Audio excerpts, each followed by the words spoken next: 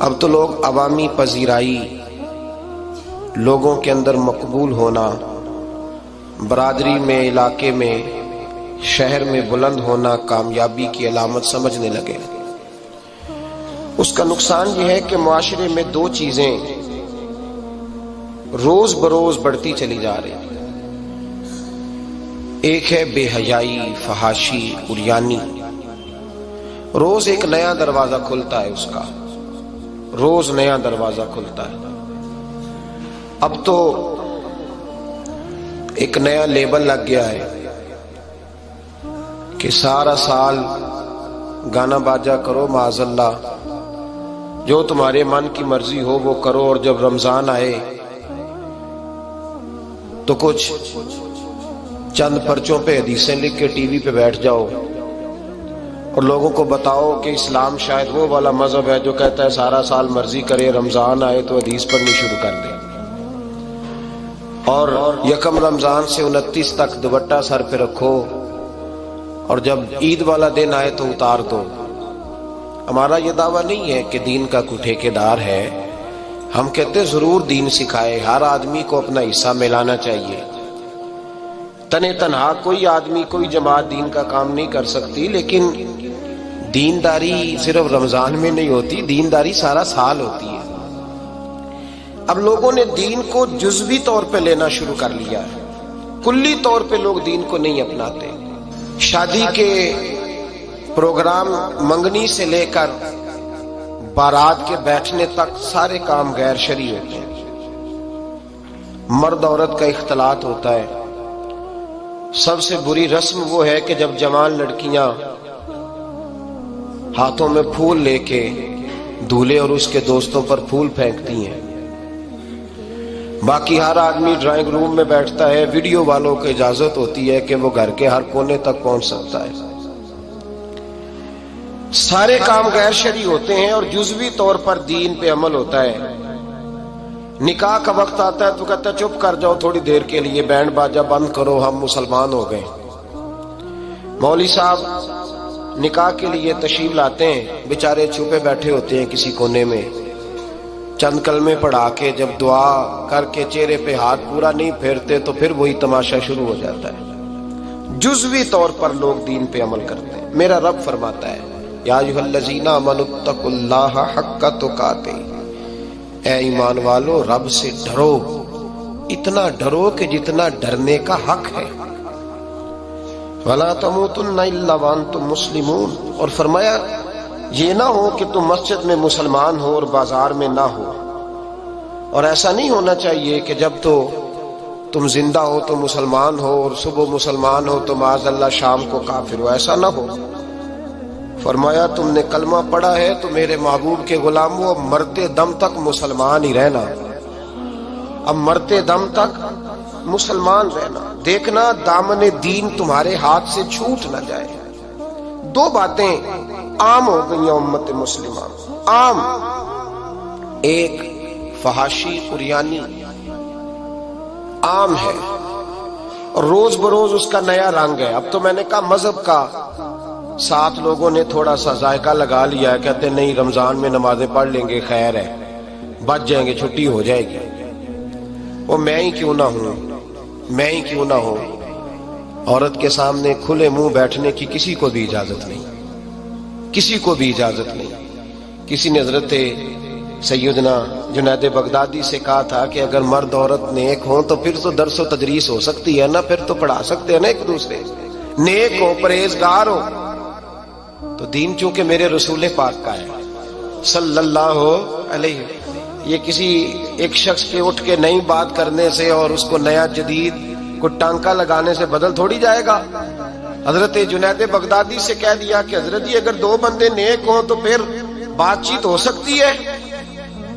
تو حضرت جنید بغدادی فرمانے لگے پڑھانے والے حسن بصری ہوں اور پڑھانے والی رابعہ بصری ہو تو پھر بھی ان کو اجازت نہیں ہے، پھر بھی اجازت نہیں کہ بے پردہ ایک دوسرے کے سامنے بیٹھیں، پھر بھی ان کو اجازت، بے پردگی کی پھر بھی اجازت نہیں۔ اور میرے اعلیٰ حضرت امام اہل سنت فاضل و محدث بریلوی، دین کا اتنا بڑا سپاہی آپ کو ڈھونڈنے سے نہیں ملے گا جتنا اللہ نے بریلی میں بڑا پیدا فرمایا ہے، اور ہر محاذ پر کسی نے کہا حضرت جی بے پردہ بی بی مزار پہ جا سکتی ہے، اجازت ہے؟ تو قلم ہے بریلی کے بادشاہ کا، رضا کے نیزے کی مار ہے کہ عدو کے سینے میں غار ہے۔ کیا فرماتے اعلیٰ حضرت؟ آپ فرماتے کیا پوچھا تم نے؟ بے پردہ عورت مزار پہ پیر کے پاس جا سکتی ہے؟ میں یہ نہ پوچھو، احمد رضا سے یہ پوچھو کہ جائے گی تو لعنتیں کتنی برسیں گی، یہ والا سوال پوچھو۔ عام ہے بے پردہ، عام، کھلے عام۔ اور میرے بھائی لوگ کہتے ہیں جدید ہونا چاہیے، یاد رکھو اسلام فقط گناہ سے منع نہیں کرتا، اسلام وہ دروازہ ہی بند کرتا ہے جس رستے سے گناہ ہو سکتا ہے، وہ دروازہ ہی بند ہے۔ کہا مرد اور عورت کو ایک دوسرے کا چہرہ دیکھنے کی اجازت ہی نہیں۔ میرے رسول کریم صلی اللہ علیہ وسلم نے فرمایا زنا صرف مرد اور عورت کی خلوت صحیحہ کا نام تھوڑی ہے، فرمایا جس نے اپنی آنکھ کو گندا کیا وہ آنکھ کا زانی ہے، اور جس شخص نے اپنے کان سے بری بات سنی وہ کان کا بدکار ہے، اور محبوب فرماتے ہیں جس نے اپنی آنکھوں سے بری چیز کو دیکھا وہ آنکھ کا، اور جس نے بول کر لذت کا یہ سامان فراہم کیا وہ زبان کا زانی ہے، اسے بھی قیامت کے دن اسی طرح پوچھا جائے گا جس طرح زانی کو پوچھا جائے گا۔ میرے بھائی امت مسلمہ کا وقار میرے رسول کریم علیہ الصلوۃ والسلام کے غلاموں کے دلوں میں شرم و حیا بھر دیا گیا۔ علامہ واقدی کہتے ہیں حضرت سعد بن ابی وقاص نے مدائن فتح کیا۔ مدائن کا ایک شہر تھا، اس کی بڑی بڑی اونچی بلڈنگیں تھیں، جو آدمی بھی جاتا تھا وہ سب سے پہلے جس شہر کی کوئی چیز معروف ہوتی ہے لوگ اس کو دیکھتے ہیں۔ اونچی اونچی بلڈنگیں تھیں، سب سے زیادہ اس شہر کے لوگوں نے اونچے مکانات اور زیادہ تعمیرات کر رکھی تھی۔ حضرت سعد بن ابی وقاص لشکر لے کے گزرے تو لشکر میں بوڑھے لوگ نہیں ہوتے، جوان لوگ ہوتے ہیں، توانا لوگ ہوتے ہیں، اور بڑے جیدار سپاہی تھے۔ 10,000 صحابہ کی جماعت تھی، حضرت سعد بن ابی وقاص امیر لشکر تھے۔ اب عیسائیوں نے ایک چال چلی، انہوں نے کہا مسلمان جب بازار سے گزریں گے لڑائی تو ہم ان کے ساتھ لڑ نہیں سکے، ہم وہ والا طریقہ اختیار کرتے ہیں کہ مسلمان قابو میں آ جائیں گے، ہم عورت کو بطور تیر کے استعمال کرتے ہیں، ہم اس کو بطور جال کے پھینکتے ہیں۔ کیا کیا؟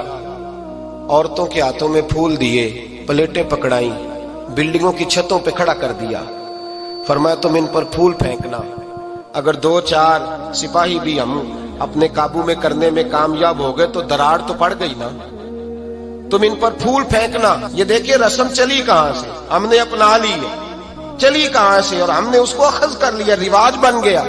حضرت سعد بن ابی وقاص رضی اللہ تعالیٰ عنہ جب اس بازار سے گزرے تو آگے آگے امیر لشکر کا گھوڑا تھا، پیچھے 10,000 صحابہ گھوڑوں پہ بیٹھے ہیں۔ حضرت سعد بن ابی وقاص سے نظر اٹھا کے دیکھا تو عورتیں تو کھڑی ہیں، پھول لیے، کفر کی چال کو سمجھ گئے کہ یہ بے حیائی کا جال پھینک کے ملت کے جوانوں کے دلوں سے غیرت ایمانی چھیننا چاہتے ہیں، یہ مسلمانوں کے دلوں سے تقوی کی روشنی چھیننا چاہتے ہیں، یہ قرآن پاک کا سرور اور عبادت کا نور چھیننا چاہتے ہیں، یہ بے حیائی کا کلک لگا کے ان کے دلوں سے رسول اللہ کا درود چھیننا چاہتے ہیں، یہ محبت رسول کے سوتے خشک کرنا چاہتے ہیں۔ جب دیکھا تو فوری طور پہ گھوڑے پہ چڑھے اور جناب سعد نے قرآن پڑھنا شروع کر دیا، وَقُلْ لِلْمُؤْمِنِينَ يَغُضُّوا مِنْ أَبْصَارِهِمْ، کہا مومنو تمہارے رب نے تمہارے نبی کی زبان سے تمہیں حکم دیا ہے کہ تم نے نظریں نیچی رکھنی ہے۔ جب حضرت سعد بن ابی وقاص نے آیت پڑھی تو صحابہ کہتے ہیں ہمیں یوں لگا کہ جیسے ابھی آیت نازل ہو رہی ہے اور سیدھی دلوں سے ٹکرا رہی ہے۔ 10,000 کا لشکر گزر گیا، عورتیں پھول پھینکتی رہیں، لیکن کسی ایک صحابی نے بھی نظر اٹھا کے نہیں دیکھا۔ جب لشکر گزرا تو ان بیبیوں نے پلیٹیں پھینکی اور کہنے لگی عیسائیوں تم کتنے نالائق اور کس قدر بڑے تم بد تہذیب ہو کہ اپنی عورتیں استعمال کرتے ہو لوگوں کو قابو کرنے کے لیے، کس قدر تم زیادہ غیرت سے گرے ہوئے ہو، اور یہ کتنا اعلیٰ طبقہ ہے کہ ہم دادے توجہ دیتی رہی، انہوں نے پلٹ کے نہیں دیکھا، کہنے لگے تم جھوٹے ہو، اور جس رسول کے غلام اتنے اعلیٰ درجے کے پائے کے حیا والے ہیں وہ نبی کتنی شان والا ہوگا۔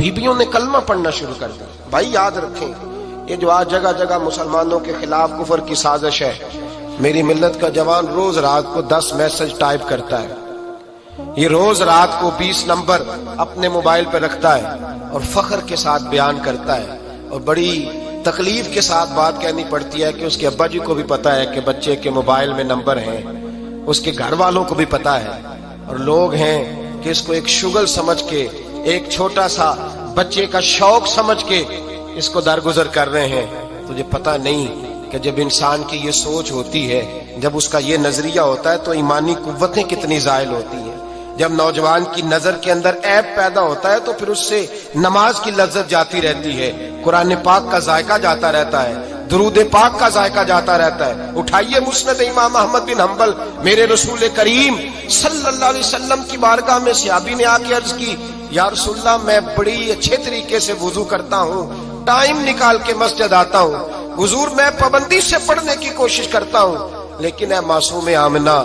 या रसूल अल्लाह मेरा नमाज में दिल नहीं लगता, हुजूर मेरी तबीयत नहीं जमती, मेरा दौड़ जाने को दिल करता है, कोई नुस्खा बतलाइए। महबूब ने फरमाया तो अपनी नजर को पाक कर ले, तेरे नबी का वादा है तेरा नमाज में दिल लगना शुरू हो जाएगा। अपनी नजर में पाकीज़गी पैदा कर। मोहम्मद बिन कासिम आए, अगर ये बात आपकी समझ में आ गई तो हद हो गई। मोहम्मद बिन कासिम जब यहाँ आए ना हिंदुस्तान में, तो अजीब वाक़या लिखा है उनके हालात में। यहाँ आए तो नया इलाका था, हिंदुस्तान की सड़कों से चौकों से वाकिफ नहीं थे।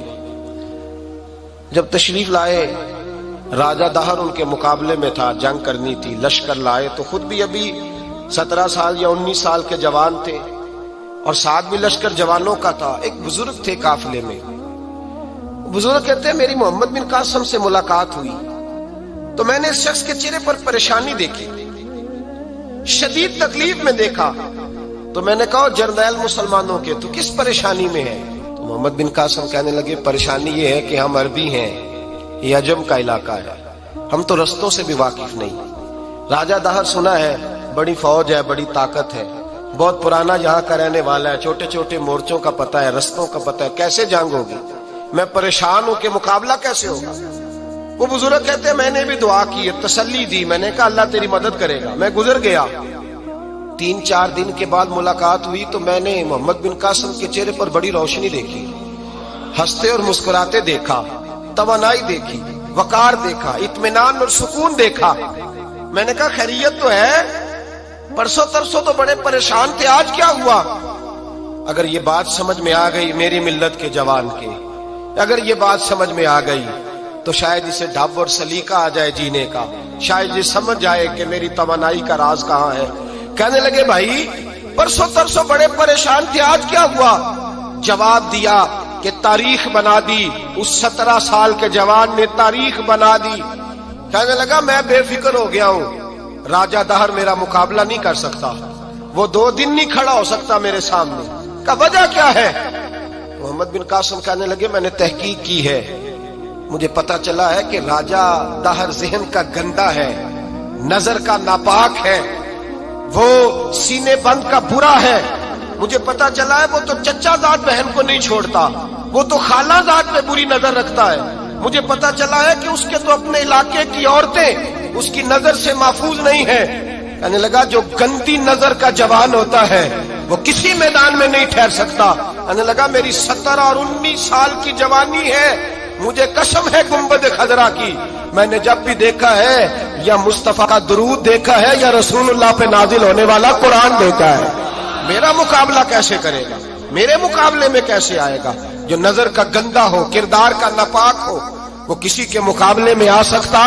और मिल्लत के जवान याद रख, जब तक नजरें नापाक होती हैं उस वक्त तक वजूद कमजोर होते हैं। जब तक नजरें नापाक होती हैं इरादों में दरारें होती हैं। जब नजरें नापाक होती हैं फिर अकीदे मुतजलजल होते हैं। जब नजरें नापाक होती हैं फिर इंसान कोई भी मुहिम सर नहीं कर सकता।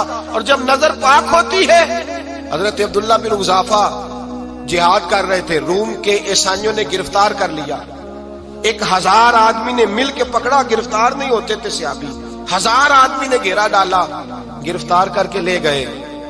और जब बादशाह के सामने गए तो वजीर कहने लगा बादशाह बंदा बड़े काम का है, अगर हमारे काबू आ गया तो फायदा देगा, सिहाबी हैं हजरत अब्दुल्ला बिन हुज़ाफा, हजरत फारूक आदम का जमाना है। अगर काबू आ गया तो फायदा देगा। बादशाह कहने लगा क्यों, क्या खूबी है? कहने लगे हम 1000 आदमी थे, ये अकेला काबू नहीं आ रहा, 1000 आदमी थे। अगर हमारी फौज में शामिल हो गया तो बहुत बड़ा जर्नैल मिलेगा। बादशाह कहने लगा कोई मसला नहीं, 2-3 चीजें होती हैं बंदे को खरीदने के लिए, खरीद लेते हैं।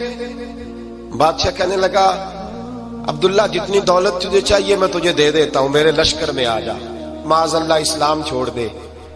हजरत अब्दुल्ला बिन हुज़ाफा क्या फरमाते हैं बड़ा तू बेवकूफ है, मैंने दौलत कमानी होती तो मदीने में बैठ के तजारत करता, मैं दौलत कमाने नहीं निकला, मैं तो रसूलुल्लाह की रजा कमाने के लिए निकला हुआ हूं। दौलत कमानी होती तो किसी मार्केट में होता, मैदान में आना था। शहादत है मतलूब मकसूद मोमिन, न माले गनीमत न किश्वर कुशाई। ये दौलत तो लौंडी है रसूलुल्लाह के दरवाजे की, ये तो पीछे पीछे फिरती है नबी पाक के गुलामों की। ये कमानी होती तो मैं किसी मार्केट में होता, मैदान में थोड़ा होता। अब्दुल्ला बिन हुज़ाफा से एक दूसरी चाल चली। कहने लगे मियां ओदा जो तुझे चाहिए, मैं बादशाह हूं, मेरे नीचे जो ओदा तू कहेगा वो तुझे मिल जाएगा। हजरत अब्दुल्ला बिन हुज़ाफा कहने लगे शायद तुझे पता नहीं मेरी तारीफ क्या है, शायद तू जानता नहीं मेरी तारीफ क्या है। कहा साहब की क्या तारीफ है? कहने लगे मैं रसूलुल्लाह का सहाबी हूं और कायनात में सबसे बड़ा ओहदा मुस्तफा के सहाबी होने का ओहदा है। सहाबा वो सहाबा थे जिनकी हर सुबह ईद होती थी, खुदा का कुर्ब हासिल था, नबी की दीद होती थी। फरमाया मैंने हुजूर के जलवे देखे हुए हैं, मुझे ओहदे की जरूरत ही नहीं, और मैंने ओहदा लेना होता तो मैं सियासत करता, मैं तो शहादत लेने निकला हूं मैदान में, ओहदे का मैंने क्या करना है। अब बादशाह कहने लगा इसे कत्ल कर दो। वजीर कहने लगा नहीं, एक बात और है, मुझे एक चाल और चलने दो। कहा वो क्या? कहने लगे मेरी बेटी बड़ी खूबसूरत है, मुझे मौका दो अपनी ही बेटी को सजा बना के, वो जवान जिसकी जवानी इतनी बड़ी है कि 1000 आदमी मुकाबले में खड़ा नहीं होता, उस जवान के कमरे में रात की तन्हाई में बना सवार के बीबी को भेजा। वो बीबी कहती है मैं सारी रात बन सवर के इस सहाबी के कमरे में बैठी रही, लेकिन ये क्या शख्स था, सारी रात ही मुसल्ले पे बैठा रहा, सारी रात ही। कुछ देर थक जाता तो ये करीम रसूल पे दुरूद पढ़ना शुरू कर देता।